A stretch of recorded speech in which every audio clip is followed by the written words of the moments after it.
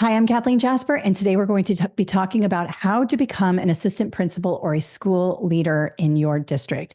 Many of you are interested in this journey, so I want to talk to you about a few things today. Let's get started.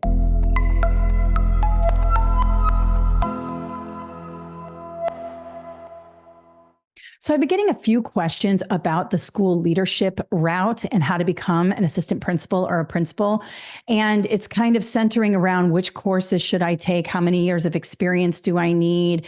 What program do I need to enroll in and all of that. So I'm going to address a few of those here today. So the first thing you need to figure out is if you even want to become an assistant principal. I will tell you it's a much different job than being a teacher. As a teacher, you kind of have a lot more control than you do as an assistant principal, believe it or not. As a teacher, you're in charge of your kids in your room, right? As you become an assistant principal, the state and the district is going to be dictating what you do on a daily basis. Now, you definitely have a more leadership role. You're helping a lot more people. Your scope of impact is much bigger, right? So the scope of impact is, if I'm a teacher, my scope of impact is my students. And then those students go out and impact the people around them. So hopefully I have a positive impact on those kids, and then they go out and they impact others, right? So our scope of impact. As you become a school leader, your scope of impact grows exponentially because now you're impacting teachers who are impacting those students who are impacting people in the community. So your scope becomes much bigger. And if that's important to you, then being a school leader is the way to go. But there are some things you need to understand. First of all, you're going to work a lot harder than you did as a teacher. And I know that a lot of teachers think their administrators don't work.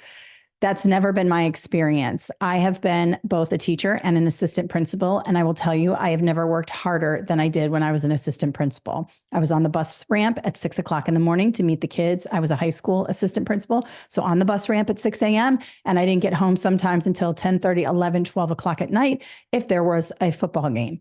Remember, you've got drama, you've got football, basketball, baseball, soccer, and at every event, there needs to be some sort of leader from the school there. My principal was really good. He split up the leadership duties among all of us where one of us could be at each event.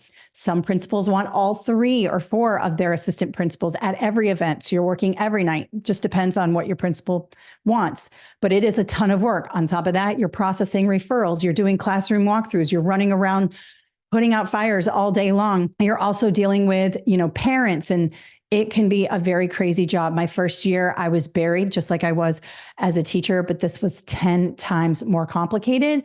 And I loved it, but it is a very tough job. And one of the things that was missing for me was the actual teaching component. If you love teaching and you love that connection with your students, you're not going to get that as an assistant principal. Like I said before, you're still going to have an impact. You might even have a bigger impact than you did as a teacher, but you're not getting that immediate feedback from students. You're implementing programs that do affect students, but you may not see the results until much later down the line. So it is a completely different job. It is thankless and it's really tough, but a lot of people love it. I loved it. I had a great time doing it. And so if it's something you're thinking about, maybe you're a brand new teacher and you have this kind of in your 5-year plan or whatever, keep thinking about it, keep, manifesting on it, watch the leaders in your building, look for people who you like and who you admire and latch on to them. That's what I did. There were a few people in my path who I really liked. And I made sure that I, shadowed them, latched onto them. My own principal was a mentor to me, opened the door to me to have those leadership experiences. So see if you can do that. And if you like it, then do it. Remember, teaching will be there. So if you want to take this step and you don't like it, you can always go back to being a teacher. There's no shame in that. Lots of people do it. They go and they become an assistant principal and they say, this wasn't for me. I'm going back to the classroom. That's okay too. There are jobs downtown in leadership where you're a curriculum master teacher or a coordinator or a director. There's all kinds of leadership positions all around the school district. You just have to find the one that fits you and make the best of it. Now, the second question I get a lot is, do I need a master's degree or do I need an advanced degree? And the answer is most likely yes. Now, education is guarded at the state level. So it's up to the state to determine what you need in order to be an assistant principal or a school leader, right? So in Florida, and again, I'm going to speak from my experience because I got my leadership certification in Florida. You have to have a master's from an accredited program in Florida leadership, Florida educational leadership. It's a certified program. That's what Florida requires. Now, other states may have their own, like, for example, and I'm making this up, you have to go look at your state, but let's just say Louisiana leadership, school leadership program. They might have their own. And basically what it is a set of courses at the graduate level that satisfies a criteria that the state wants you to have. So you could get a master's in curriculum and instruction, right? But it's not the Florida leadership certification or the Arkansas leadership certification or the New Jersey leadership certification. So be careful. There are lots of master's degrees you can get in school leadership, curriculum and instruction, all kinds of things. But unless you get that certification, you may not be eligible to be an assistant principal in your state or in your district. So that's why it's really important that you go to your state Department of Education website. Just Google your state name and the Department of Education and look to see what the leadership qualifications are to be a school leader, to be an assistant principal. And they will most likely have some sort of certification program. Now, some of them in smaller states or smaller districts, you can do an add-on. Like if you already have a master's, you can add on a few courses to get that certification. It just depends. And before you spend any money on any master's degrees, advanced degrees, please check to make sure that you are getting the right certification. You don't want to get 6 credits in or 10 credits in and you realize, oh my gosh, I just paid all this money and wasted all this time, and this is not going toward, my employment goals. My advanced degree is not going towards my career goals. So please make sure you map that out. Be very meticulous. Advanced degrees are expensive, and I know that a lot of us do it for personal goals. Like my degrees have a lot to do with my personal goals, but we want to have an ROI, right? A return on investment. You don't want to spend $100,000 on an advanced degree and not have any, career prospects out of that. That would be silly. That would be a waste of money. So make sure you're checking that and make sure whatever school you decide to get your master's in or an advanced degree in, that it is certified and accredited and that it's going towards whatever career goal you're looking for based on your state. Now let's talk about experience. Some people have asked me, what kind of experience do I need? Okay, again, this varies from state to state. So every state has its own criteria in order to certify administrators or school leaders in the state. Most states require at least 3 years of teaching experience. So you can't just come in as a brand new educator, never have taught in the classroom, but you have a master's degree, right? Let's just say that you have a master's degree, but you have no experience in the classroom. You're not going to be eligible to be an assistant principal in many states. Now, that's not all states. Some states might let you. I haven't researched every single state, but most states require 3 to 5 years classroom experience before you can become eligible to even try to become an assistant principal. Now, once you are in the schools and you might be working towards those 3 to 5 years, maybe you're a new teacher or maybe you're a veteran teacher and you're like, you know what, I want to try to be an assistant principal. One thing you want to seek out are some leadership opportunities within your little realm. Okay. Now, obviously, you can't just become a principal and get these crazy leadership experiences that you would have if you were actually an assistant principal or a principal. But you can do some things. First thing you can do is lead department meetings, lead your PLC. Anytime there's an opportunity to lead professional development, maybe there's some sort of district professional development coming down. Maybe you're an English teacher and there's some sort of professional development coming down from the district and you would like to lead that. You can let your principal know, hey, I'm really trying to get some leadership experience. If you have any professional development opportunities for me to lead, please put me on your list. Let your principal know. And trust me, we always needed teacher leaders. We needed people to do things like that. So it's always good to let your principal know, hey, I'm looking to do this. Can you let me in? My principal, when he heard that I was trying to become an assistant principal, he just opened the door. I sat in on major meetings, disciplinary hearings. He let us in on everything. He shared all of it because he wanted us to know what was going on. We were very lucky in that sense. Other principals keep their school close to their heart. They don't want to open the doors. It just depends on who your principal is. Hopefully you have somebody who will, open those opportunities up for you. But leading professional development, helping with testing, helping your testing coordinator in your school, that's a leadership position because you're having to tell teachers how to pass things out and do things. You're instructing teachers. You got to figure out a way to go beyond your classroom and out building wide. So it might be for testing, it might be for professional development. You might decide to apply to become the department head in your department. That's a great way to do it. Or offer to lead a PLC. And maybe don't lead every single PLC, right? But you may say, hey, I'm looking for leadership opportunity. I know you normally lead the PLC. Would you mind if I took it 1 week? And you write down those experiences every time you do that. If you're a coach, you are getting leadership experience because you're dealing with the community, you're dealing with business owners, you're dealing with parents, you're motivating the community. So write down all those times where you're going beyond the classroom and out and helping parents, business leaders, other teachers, things like that. That's going to help you. Anytime you organize something department-wide or school-wide, that is a leadership opportunity. So let your principal know, let your assistant principals know that you want that leadership experience. Get a little in discipline, get a little in professional development, leading other teachers.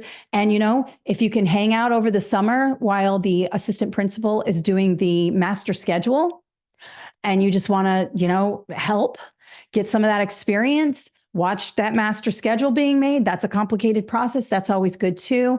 And just collect those experiences when you can for your leadership opportunities. One way that I got some really good leadership opportunity was when they were looking for teachers to go downtown and help lead professional development. It put me in front of a lot of principals because I was a teacher. I wasn't an assistant principal yet, but I was leading professional development on some new district initiatives. And the district is always looking for people to help, let people know about their initiatives. And what it did was it put me in front of a ton of principals and other teachers. And that was like gold when it came to applying for assistant principalships. I was able to, show that not only did I have leadership in my building, but I had leadership district-wide. So if you see anything on the website about going downtown, leading professional development, working in curriculum, anything like that, try your best to get in there. And it's a great job. It's really fun. And you will gain that leadership experience in curriculum that is very valuable when you're looking for a leadership position. Now, beyond that, beyond the experience, beyond the actual master's degree and everything that comes with that, you are going to have to take some leadership certification exams, most likely. Most states require assistant principals, principals, and superintendents to take some sort of exam. For the Praxis, it's the SLLA 6990 or the Praxis 5412, just depending on which state you're in. We have programs for both. In Texas, it's a different test. They all kind of assess the same thing, though.